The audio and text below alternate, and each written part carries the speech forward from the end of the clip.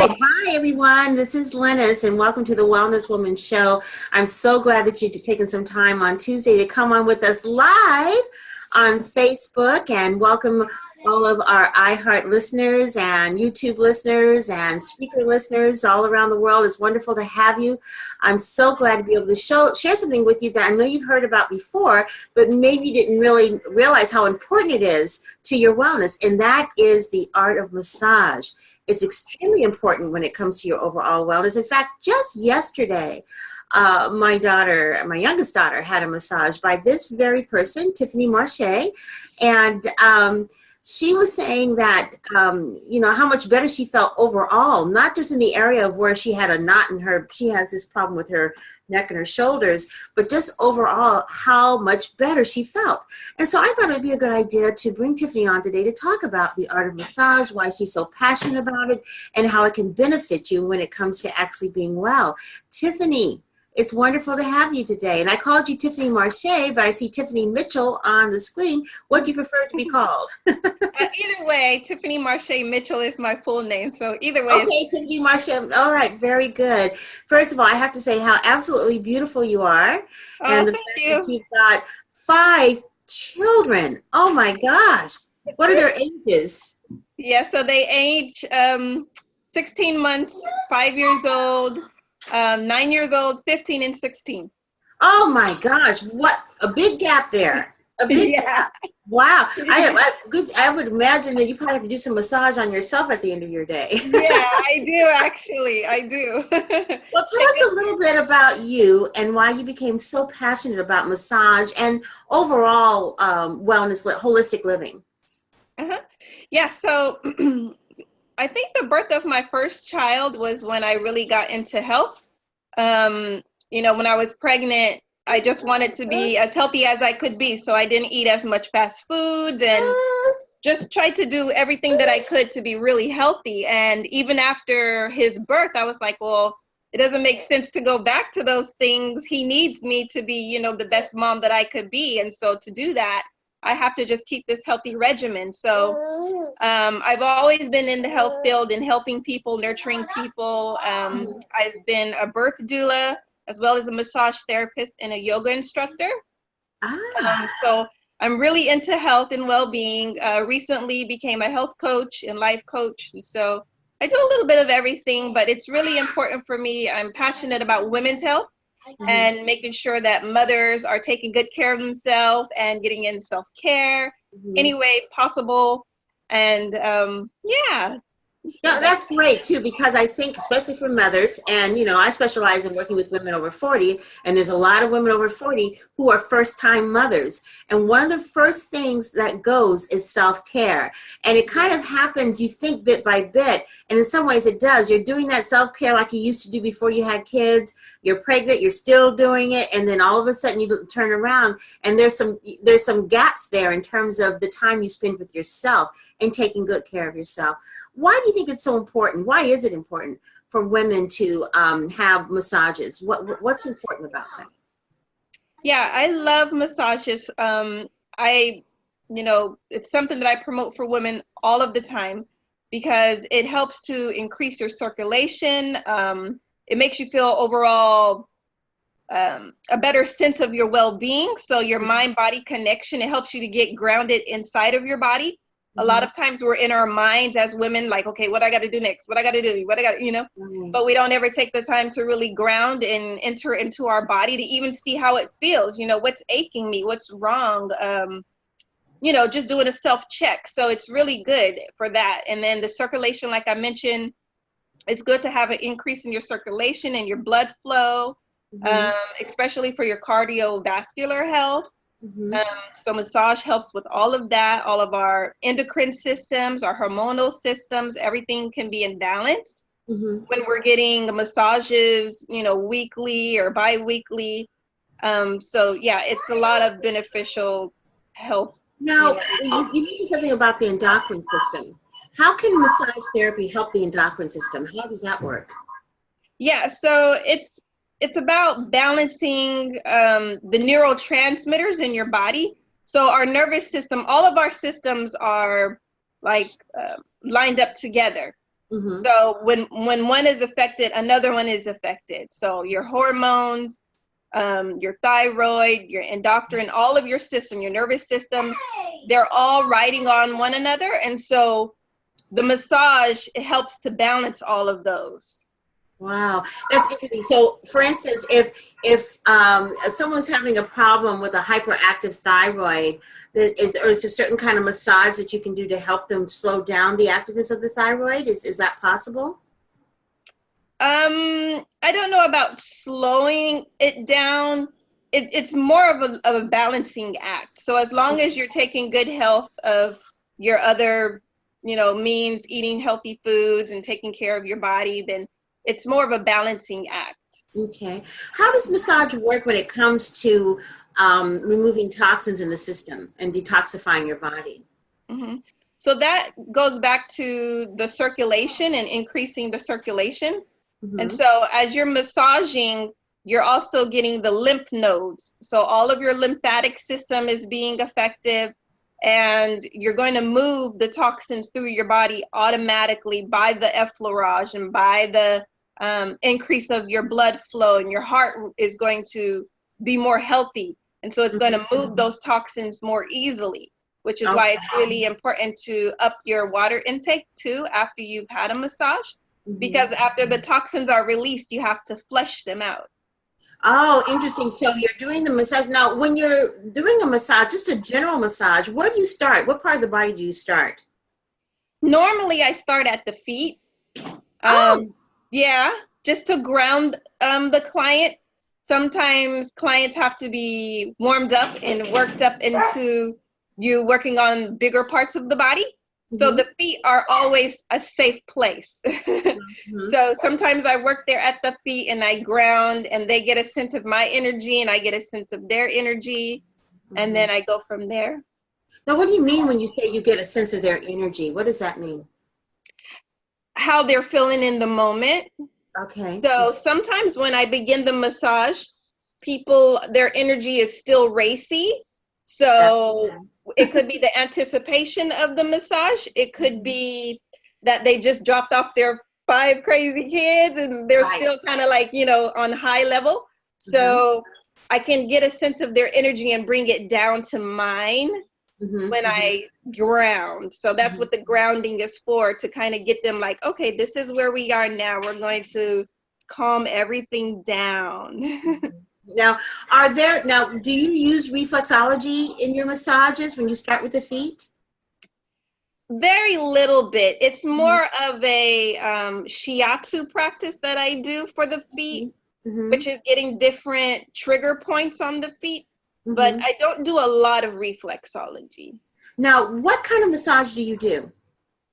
So I can do the Thai massage, which is an Eastern modality. It's almost like doing yoga poses, but somebody is putting your body in the yoga poses. So it's a lot of stretching involved, and it's clothes on, and it's on a mat on the floor. So I can do that one. I also like to do a shiatsu, which is barefoot. So I'm actually using my feet to massage the client. Okay. And I can get a lot more pressure that way. And then the last one, of course, is the Swedish, which is the more common one that most people go for, which is just the effleurage with the oils and the lotions. Okay. Now, for midlife women, first of all, what kind of massage do you recommend out of those 3? And also, how often do you think women in midlife should be getting massages? Yes. So all of those are really beneficial. Those massages that I mentioned, Swedish is always the #1 go-to, only because it's easy to administer and it's easy to receive. The other ones, you have to get accustomed to them. So definitely the Swedish would be the first one to kind of get you into the flow of getting massages. And then what was your last question? How often? I was asking, how often should a midlife woman get massages? And I'm speaking in particular about midlife. First of all, that's my audience, but also because I really do feel in midlife, we really need to be in tune with our bodies because things are changing rapidly in a very different way. But that doesn't mean that you have to be totally crazy and unwell during that whole process, because this whole midlife thing that's going on, the hot flashes and whatever, it can go on for years and years and years. I thought I was rid of my hot flashes, and then just last night I had a hot flash for the first time in, I don't know, a good year or so. So it's, you know, the hormone levels go up and down. So to kind of compensate for that as a midlife person, how often should we get massages? Yeah, I recommend every 2 weeks for a massage. In some cases, every week, depending on what you have going on in your body. Like some women are still working heavily at that age group. And so it all depends on the stress load that you still have. Right. Now let's talk about that, stress and massage. First of all, what kinds of things can happen to your body when you are in a continual level of stress all the time, just constantly stressed from the time you get up in the morning until the time you go to bed at night? What happens to the body over time? Yeah, so stress literally shuts down all of the systems in your body, your organs, all of the systems that I mentioned, your nervous system, everything gets shut down over time.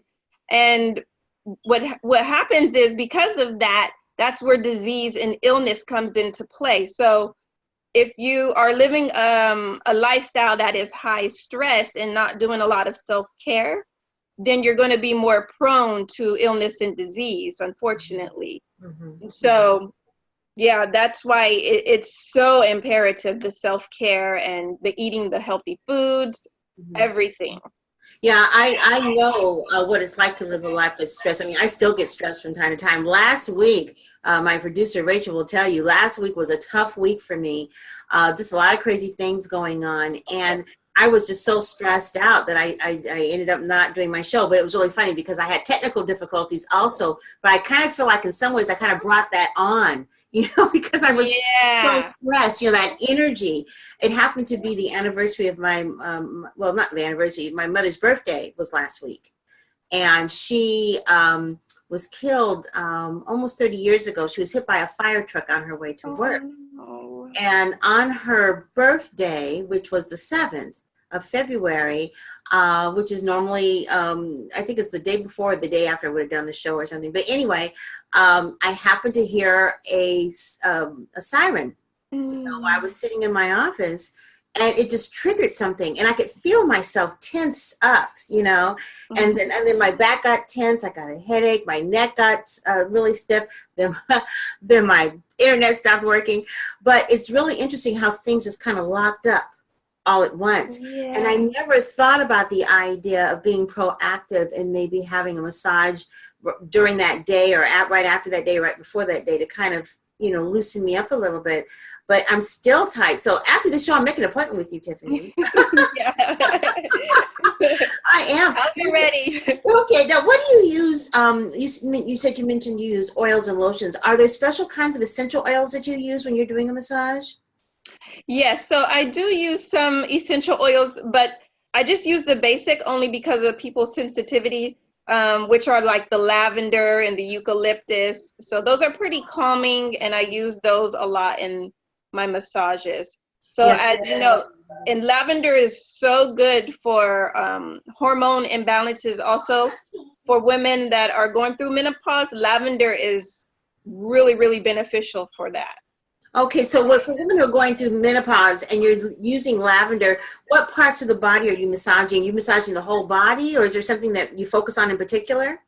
Oh no, it's the whole body. It's the whole body. Yeah, but it's the aromatherapy that helps to reduce the hot flashes that women, you know, have while they're going through the menopause. So it's that hormone balancing act of the massage and the essential oils together. Yes, I love essential oils. I sell essential oils, and I love to burn lavender in my office all the time, first thing in the morning, to try to keep me calm and on an even plane during the course of the day. Now, you mentioned that you are a holistic health coach or a health coach as well as a massage therapist. What kinds of recommendations can you give women over 40, women in midlife, in terms of the kinds of things they need to be doing from themselves for self-care, from a self-care perspective, in order to, maintain their health if they have good health, or to have better health if they're beginning to feel like some things are going south in terms of their overall health? Mm-hmm. Yeah, so some benefits I would say is to definitely decrease the sugars. If you still have a lot of sugar intake, especially if it is processed sugars. So I know that, in our culture, it's really big to have sweets and pies and cakes and ice creams, after dinner, but to decrease those a lot. And even in your baking, if you can replace some of the sugars with molasses or the date, honey, more of the natural sugars is a little bit better for you. So yeah, that would be one recommendation. And that's also a key indicator for your hormones. When your hormones are fluctuating a lot, sometimes it's due to your sugar overload. And then, yeah, just staying on top of your stress levels, eating healthy green foods to make sure that everything is moving properly in your body. Yeah, I would say those would be the top ones for me. Yeah, I agree with you. The holidays has left us. And so, I was telling someone the other day that I can tell just, well, first of all, by the extra weight gain that I've had, but also just how I'm feeling, that I need to roll back everything that I was doing during the holidays, because I really was bad. My whole family was from out of town. We were all visiting, and I didn't eat meat or anything. I don't eat a lot of meat at all, but I did enter into Sugarland with cakes and ice cream and things like that. And it's amazing with processed foods how much sugar is in our foods. Oh, so yeah. Talking about eating sugar-free, that really is a major lifestyle change. So I always tell people that you want to try to do it gradually. One of the first things that I did in terms of removing sugar from my diet is I like to have my coffee in the morning. So I got rid of the sweetener and sugar. I finally got to the point of sometimes I'll add almond milk, but generally speaking, I drink it black now. Okay. And I add cinnamon and sometimes coconut oil and and turmeric. Turmeric is excellent. Yeah, turmeric is excellent for so many things. But one thing about turmeric, in terms of talking about sugars, is that it really does help with inflammation, but it can also help to control your blood sugar levels, especially when you combine it with cinnamon. And cinnamon is kind of like a natural flavor enhancer, I guess, or it kind of sweetens things a little bit. So I began doing just that, and that really cut my sugar consumption in more than half, because I'm normally not a big sweet eater or anything like that. But I did like my, hazelnut creamer and, all that stuff. I can remember, though, my grandfather, he lived to be 95, but he used to put 11 teaspoons of sugar in his coffee. He had a little bit of coffee with his sugar. And we would tell him, it's too much sugar. And he said, I've lived this long. I think a little bit of sugar isn't going to help me. But, for women in particular, I don't know how he did that. But for women in particular, you're right. It can throw us off kilter. Absolutely. Oh, yeah. I wanted to talk a little bit about, you mentioned yoga. Are there certain moves that you recommend that can help the endocrine system or our hormones in terms of the flow and the ebb and flow of our hormonal systems? Not that's coming to mind. Nothing is coming to mind that just specifically for those systems. No. I've taken lots of yoga classes. And I took a yoga class once from a woman specialized in working with midlife women. And one of the things she said about yoga in terms of it reducing the stress is how good it is cardiovascular-wise, because you're having to hold the positions, and that gets your blood pumping. And that many times with midlife women, if they're not working out at all and being more sedentary, and they're also maybe still working and under stress, there's nothing to promote the moving of blood flow the way that that's really, and one of the things she used to talk about was how critical sitting for long periods of time is for women. Right. Over 40, yes. Do you know why that is, why that's so critical in terms of sitting for long periods of time? Mm-hmm. Yeah, it just has to do with the circulation, because your blood flow it's going to get stagnant. Mm-hmm. But in piggybacking on what you were speaking about, the yoga, it's really also a good idea to do yoga because it helps to balance you. So I know that, coming up age, that a lot of women have falls. And what it has to do with is not having a good sense of balance and being in your body, like I talked about, that mind-body connection. Yes. And so yoga is really good for that, as well as massage. But yoga is a really good practice for you to be able to just balance, while you're walking, to have good step, and just to be firm in your body awareness. Yes, I do yoga in the morning. I do an asana in the morning. And I can tell the difference when I don't do it. I can tell the difference. And it only takes, it's amazing. I'm telling you right now, if you can just, I know they say 30 minutes a day, that's great. But if you can incorporate just 10 minutes a day of concentrated movement, it makes a huge difference to your body. And you'd be surprised how many inches and pounds you might drop as a result. And I always tell people that the bottom line is, it's not so much what you look like, it's what your health is like. Because I know people in my family, because my girls, they're very thin, okay, they're very tiny, but they're not always the healthiest because of what they're eating. So, because when you're young, you're thinking, oh, I can do this, I can eat that, whatever, but it catches up to you eventually. Yes, absolutely. That, you can be a size 22 and looking fantastic, but if you're a size 22 and you look good on, your hair is beat, your makeup's on, you got a great outfit on, but if you're a size 22, something's going on. Something's going on. And you need to look at that. So I always tell people that it's not so much what your health, what you're looking like. It's more like, how are you feeling in your body? Yeah. And like, as I'm talking to you, I know, for instance, today I've been sitting off and on since 3 a.m. this morning because I start really early in the morning. One of the first things we're going to do when I finish this is go for a quick walk in my backyard, because I have a pretty big backyard. Do a couple rotations because it's dark outside right now. Come back and do some yoga. It might only take me 10 or 15 minutes, but I'll feel so much better. Oh, and lifting weights. I do lift weights. Absolutely love lifting weights. Yeah, because I know that's good for bone health.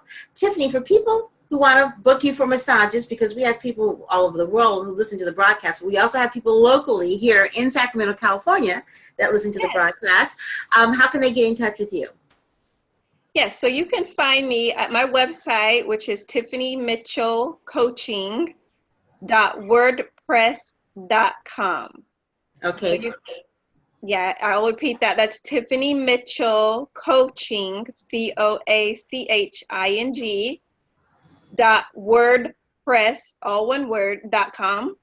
Okay, fantastic. Yeah, you can find me there. Yeah, you can find me and book me there, no problem. Okay, well then I'm going to go there to the website and book you. I'm going to go on there and book you. Thank you so much for being on the Wellness Journey. I'm sorry, that's my podcast. For being on the Wellness Woman Show, and you have a little one with you. Which one is that one that you have with you? Oh, she took off already. Okay, how old is she? Your baby? 18 months. Oh my goodness, that's wonderful. Well, thank you so much for taking some time out to be with us today. Thank you so much. You're welcome. And thank you to all of you for listening. And for those of you that are on Facebook, if you're not on Facebook, you really should get on Facebook. Not because I want to friend you and all that, but because we have this wonderful growing women's group. I started it in January, maybe on the 3rd or 4th of the year, because I decided I wanted to identify more women who are passionate about wellness over 40. And it has now grown to over 1,200 women. So you've got to join the Wellness Woman 40 and Beyond group on Facebook. Every day we're doing something different. We have different themes for days, but right now we're doing a challenge. It's a 21-day Healthy Heart Challenge, and I'm talking about being healthy in your heart for your body and also being healthy from your heart emotionally. So every day I'm posting a tip about what you can do to stay heart healthy, emotionally and physically. So come by the Wellness Woman 40 and Beyond group on Facebook. Go ahead and join our group because we have some fantastic things going on that are going to help you to feel well in your mind, body, and spirit. Thanks so much for listening. I'm Lynnis, and I'm a holistic living and health coach, and I'll be talking with you again next time.